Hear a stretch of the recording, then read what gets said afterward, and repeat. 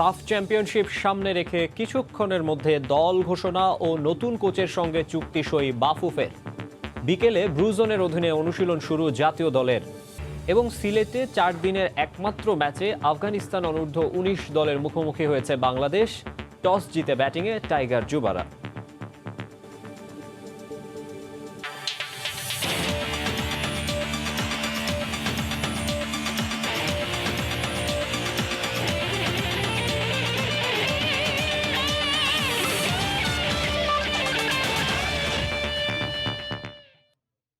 বিশ্বের নানা প্রান্তের খেলাধুলার খবর নিয়ে আমাদের নিয়মিত আয়োজন খেলার সময়, আর এই আয়োজনে আপনাদের সঙ্গে আছি আমি মাকসুম আলম খান।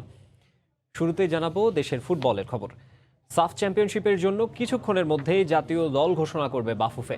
গেল 20 সেপ্টেম্বর শেষ হয়েছে প্রিমিয়ার লিগ। এবার দক্ষিণ এশিয়ার শ্রেষ্ঠত্বের লড়াই সাফকে সামনে রেখে জাতীয় দলের ফুটবলারদের প্রস্তুতি।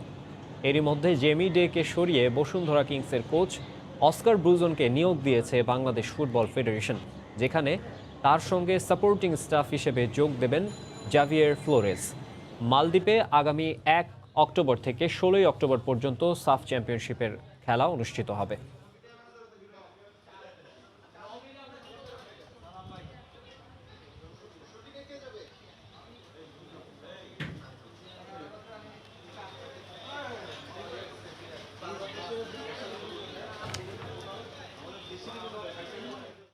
এই মুহূর্তে বাফুফে ভবনে আছেন রিপোর্টার এস এম ইকবাল। সবশেষ খবর জানতে সরাসরি যোগ দিচ্ছি তার সঙ্গে। ইকবাল।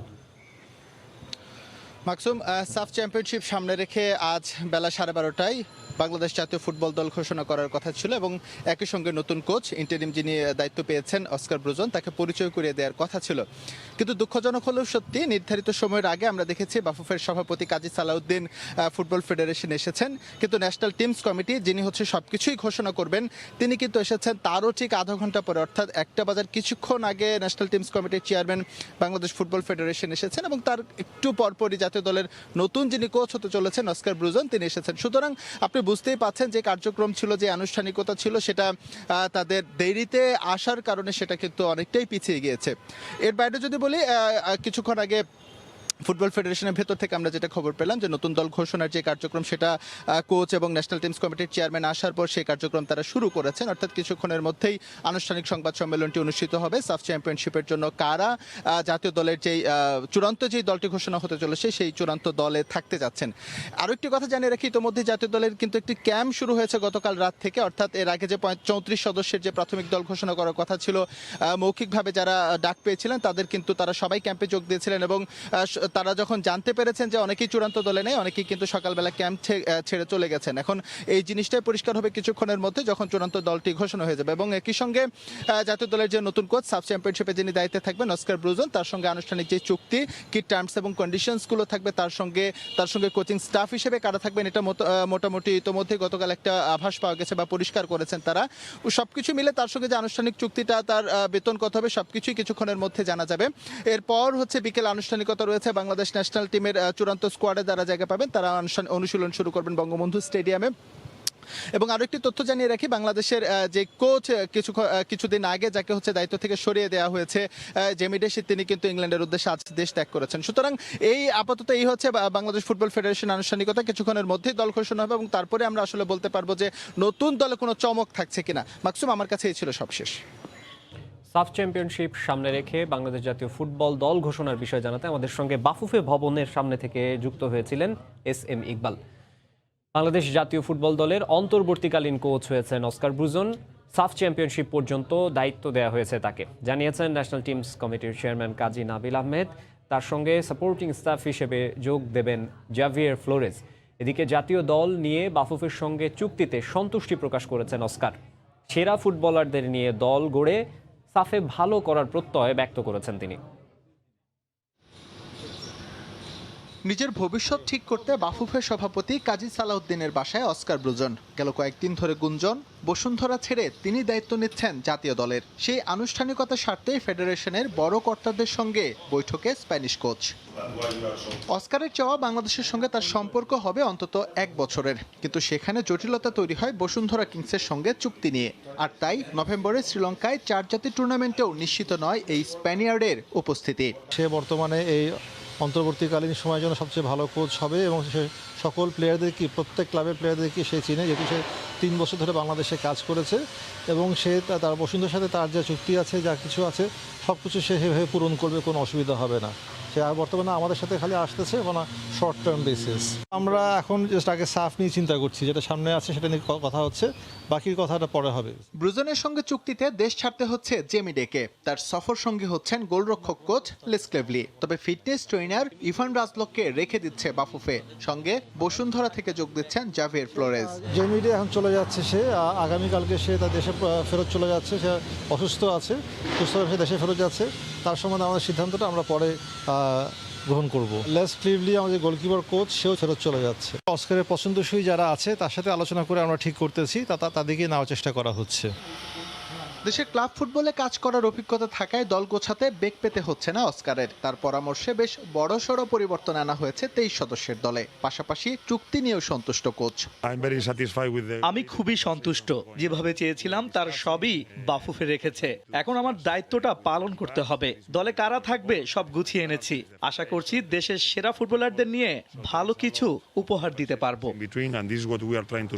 ব্রুজনের সঙ্গে বাফুফের চুক্তি খণ্ডকালীন, তবে বাতাসে জোর গুঞ্জন সাফে সফল হলে বাড়তে পারে এই মেয়াদ। এস এম ইকবাল, সময় সংবাদ, ঢাকা।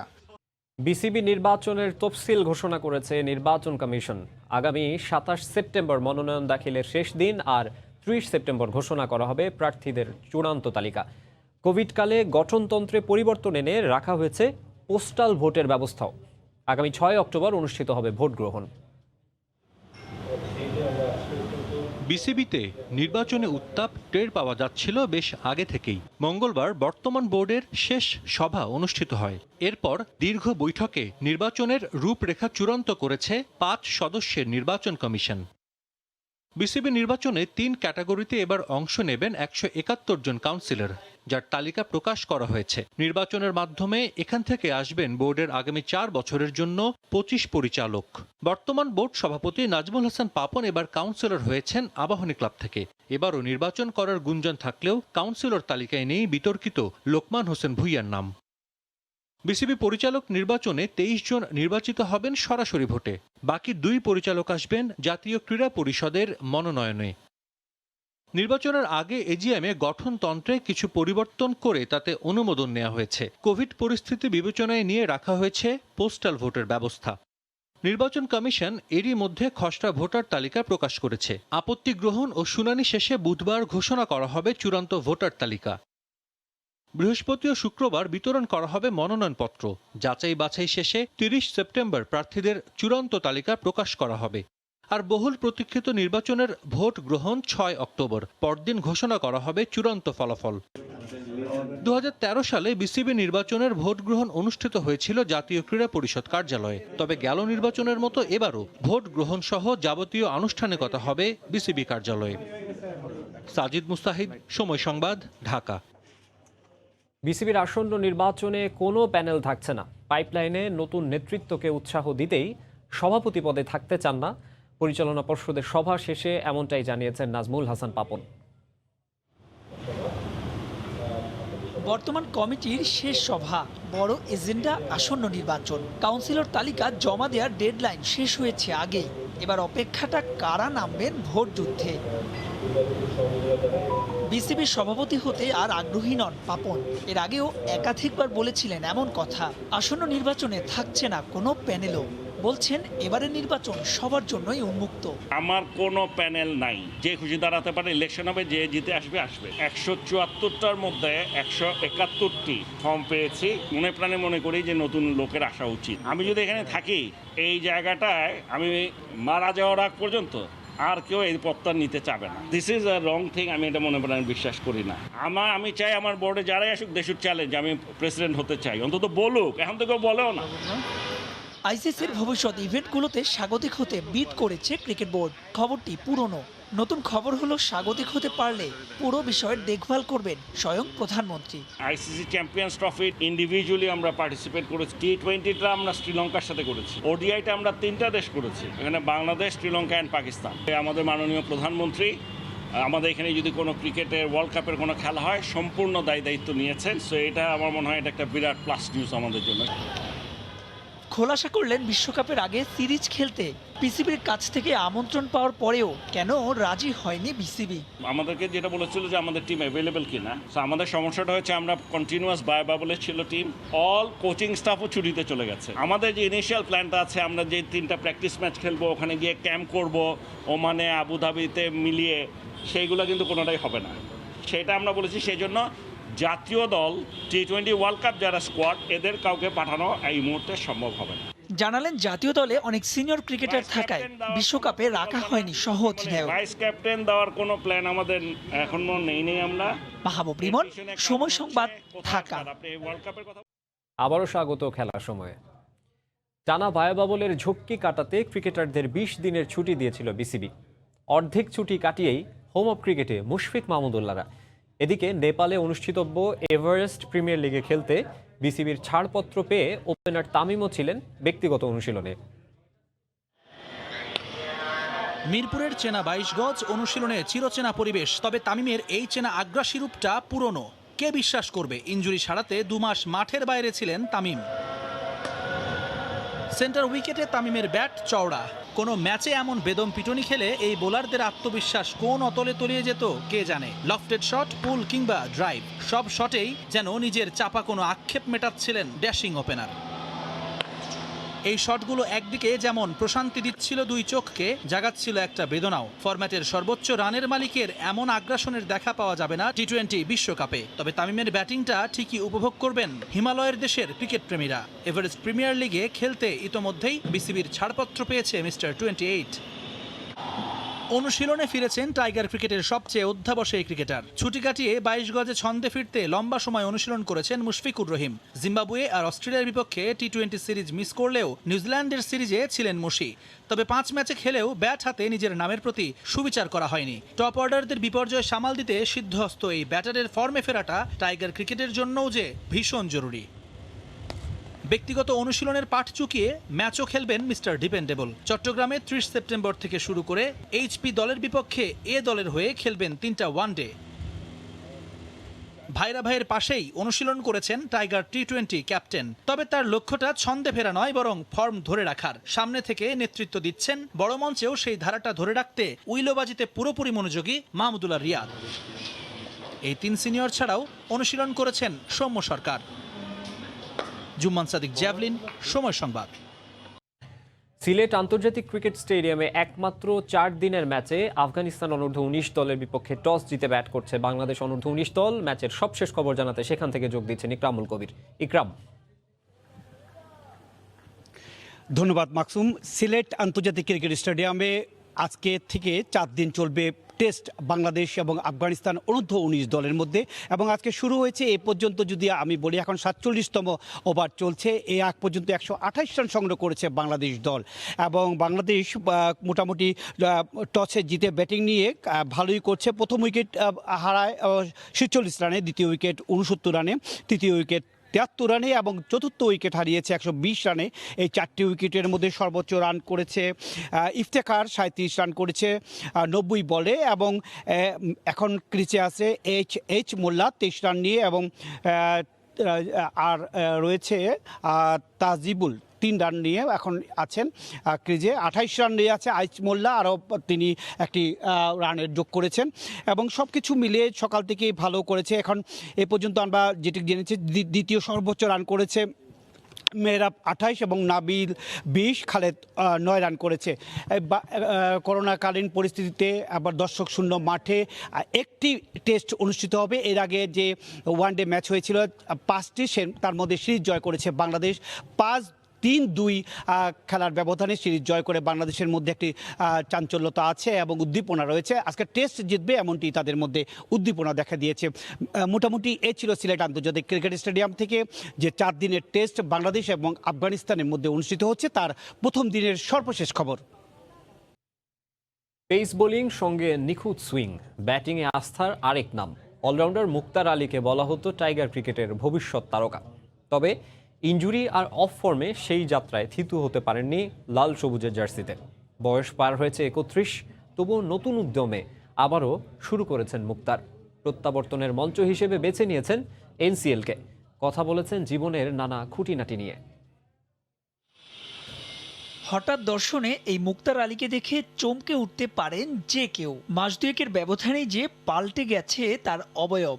শরীর থেকে মেদ ছড়িয়েছেন 12 কেজির বেশি। পরিবর্তন এনেছেন ক্রিকেটীয় মানসিকতায়ও।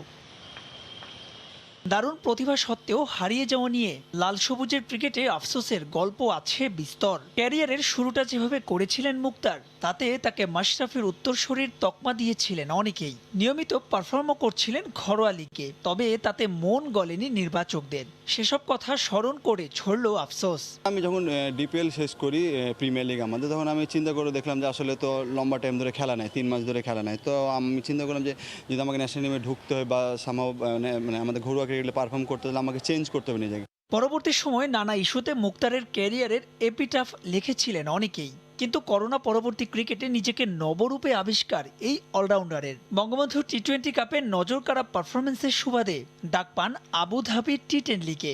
ডিপিএল খেলেছেন রূপগঞ্জের জার্সিতে।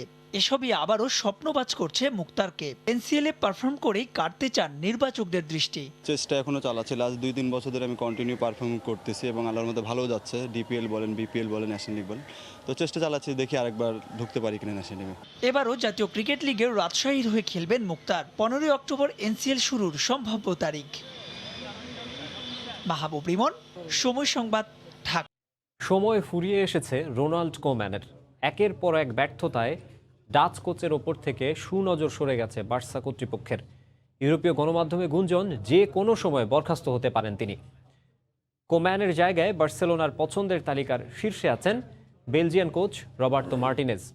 মেসি ক্লাব ছাড়ার পর থেকেই সময়টা ভালো যাচ্ছে না কাতালান ক্লাবটির। দলবদলের বাজারেও কোনো প্রভাব রাখতে পারেনি তারা। ফলাফল, লিগে মোটামুটি শুরু করলেও অবস্থা এখন খুব একটা ভালো নয় বার্সেলোনার। চ্যাম্পিয়ন্স লিগে বায়ার্নের বিপক্ষে হারের চেয়েও খেলার কৌশল নিয়ে বেশি সমালোচিত হন কোম্যান।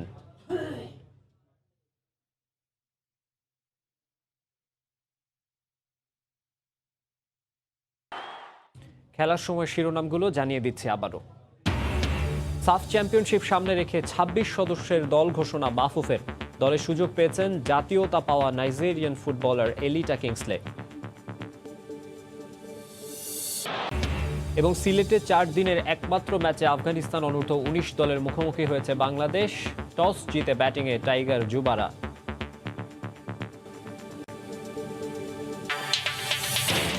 এই ছিল খেলার সময়ে, সঙ্গেই থাকুন সময়।